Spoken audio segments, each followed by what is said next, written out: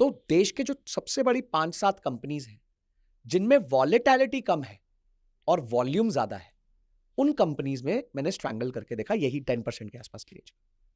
Worked very well for me, और तब से लेके आज तक मैं वही स्ट्रैटेजी अप्लाई करता हूं। दोस्तों, जो इन्होंने कहा देश की 5-6 कंपनियां, उनका मार्केट कैप इतना ह्यूज है, जैसे रिलायंस का हम ऑलमोस्ट 20 लाख करोड़, 16-17 अब लाख करोड़ है। 16-17 हो गया क्योंकि थोड़ा सा गिर गई करेक्ट हो मार्केट गया। का। TCS for that matter, Maruti, इनके क्या है जो मार्केट कैप है, या आप निफ्टी के टॉप 10 स्टॉक्स निकालिए जिसमें HDFC बैंक भी आता है, ICICI भी है। ICICI भी है, तो उनका मार्केट कैप इतना ज़्यादा है कि अगर रिलायंस को किसी को 4% चलाना है या 4% चलेगा, तो कितना ह्यूज पैसा इन्फ्यूज करना पड़ेगा टू पुश रिलायंस। यस। तो इसलिए उसमें बहुत ज़्यादा वॉलेटिलिटी नहीं रहती। अगर किसी महीने आती भी है तो संजय जी का कहना है लॉस लेके चुपचाप बाहर निकल जाओ, बिल्कुल या आपको पता है कि वो रिजल्ट मंथ है तो उस पर ट्रेड मत मत करो, करो, बिल्कुल। क्योंकि 4 महीने साल के आएंगे जिसमें कि रिजल्ट मंथ आता है, और नहीं या ऐसा नहीं है रिजल्ट के बाद कर लो। नहीं, और ऐसा नहीं है, जैसे आप समझे कि मार्च का क्वार्टर खत्म हुआ, तो अप्रैल के महीने में पूरी 10 कंपनियों का रिजल्ट नहीं आता। 5 का अप्रैल में आता है, 5 का मई में आता है। तो जिनका अप्रैल में आ रहा है उसमें अप्रैल में मत ट्रेड करो, जिनका मई में आ रहा है उनको मई में मत ट्रेड करो, आप दूसरों को ट्रेड कर लो उस टाइम। तो ऐसे भी कर सकते हो आप।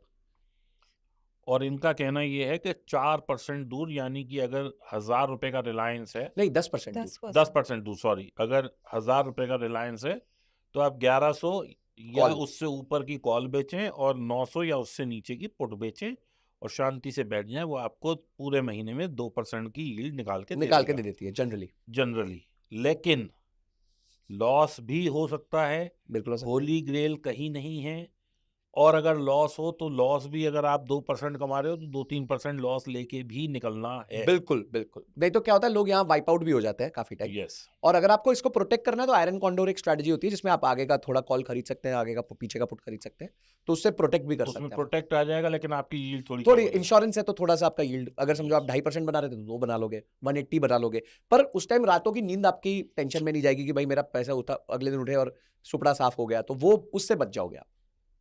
That's all like game of experience, जितना प्रैक्टिस करते देखिए जाएंगे। मुझे ऐसा लगता है पूजा मैम कि गेम ऑफ एक्सपीरियंस से पहले ना ये गेम ऑफ एक्सपेक्टेशन है। क्या होता है कि जब भी कोई मार्केट में घुसता है ना, उसको लगता है अपुनिज भगवान है, अपने को साल का 2 गुना 3 गुना 10 गुना चाहिए।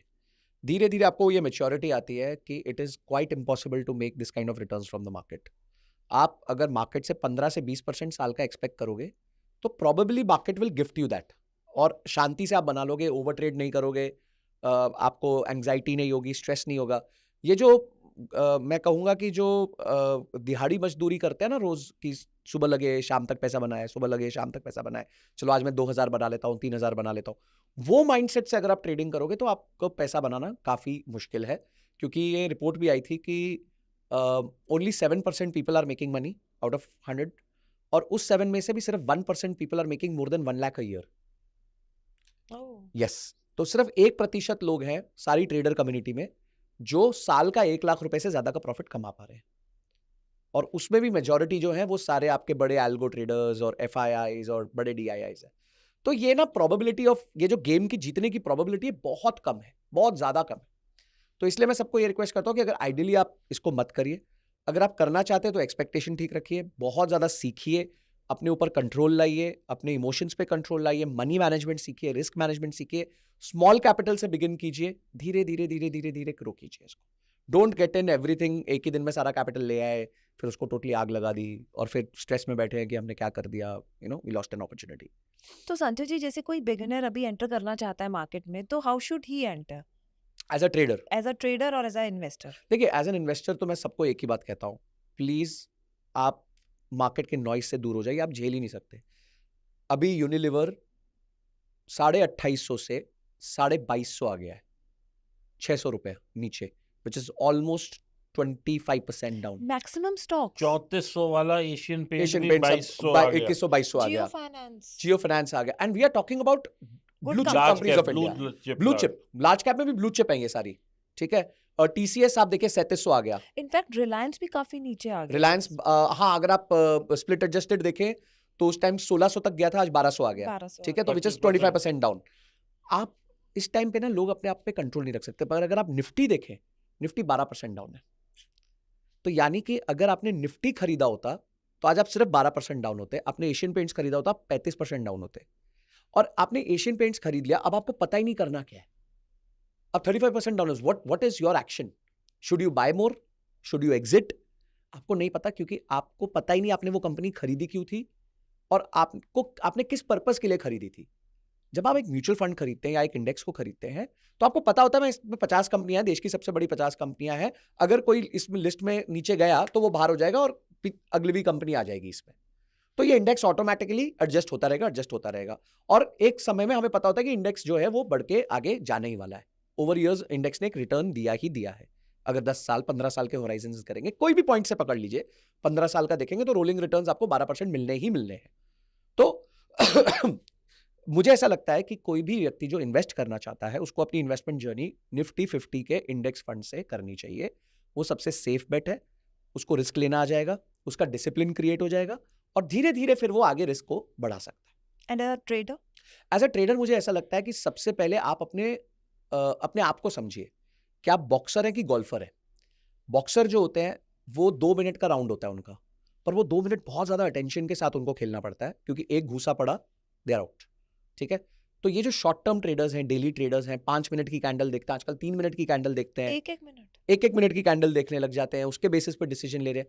तो आई थिंक इट्स मतलब मेरा स्वभाव नहीं है, मैं इतना स्ट्रेस नहीं ले सकता। ठीक है, तो मैं डे ट्रेड नहीं कर सकता, ये मेरा स्वभाव नहीं है, बट कुछ लोग को मजा आता है।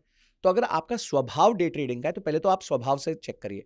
मेरा स्वभाव है कि आराम से पोजीशन बनाओ महीने की, क्योंकि अंत में घूम फिर के वही 2% 1.5% ही बनना है।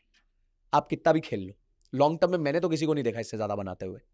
तो क्यों इतनी मगजमारी करनी? अपन आराम से, गोल्फ में कैसा होता है कि 3 शॉट मारने हैं, पूरा पूरा दिन लो, आराम से 2-2 घंटा 1-1 घंटा लो पहले शॉट के लिए, कोई प्रॉब्लम नहीं है।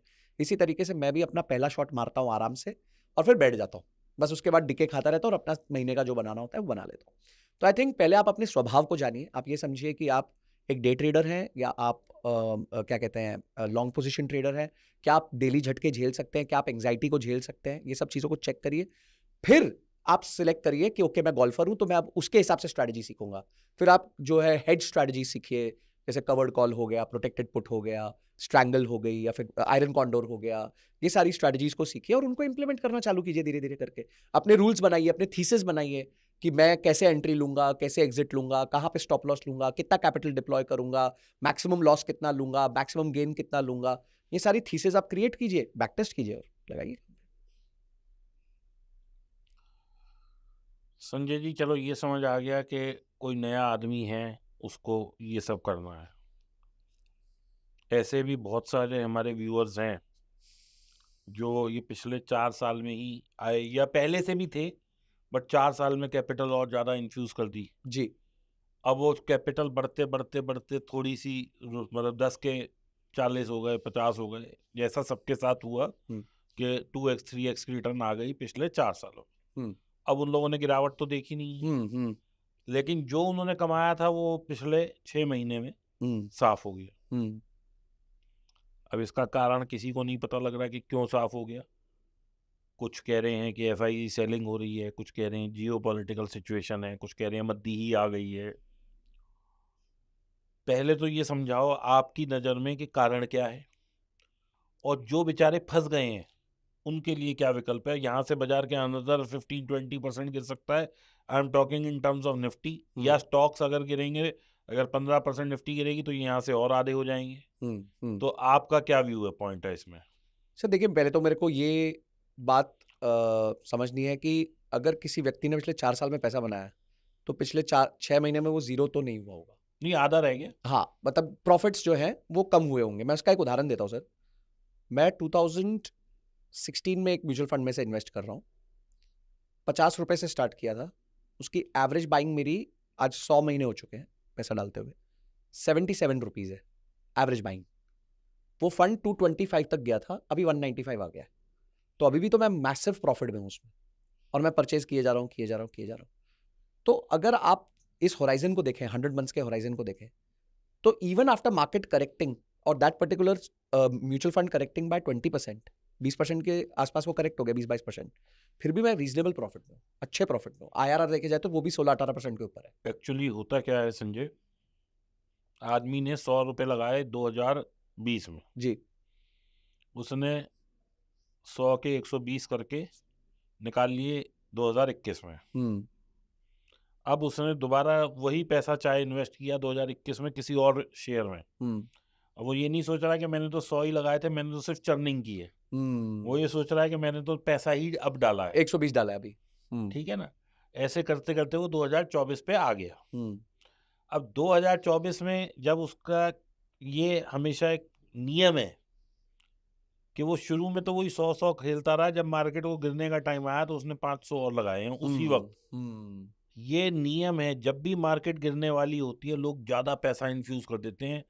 जब भी लॉस होना होता है उस वक्त 10 लॉट होते हैं।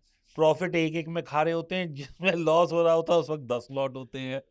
जब स्ट्रेडल स्ट्रेंगल एक एक लॉट से कर रहे हैं प्रॉफिट में है, जहां 100 लॉट किए वहीं सुपड़ा साफ।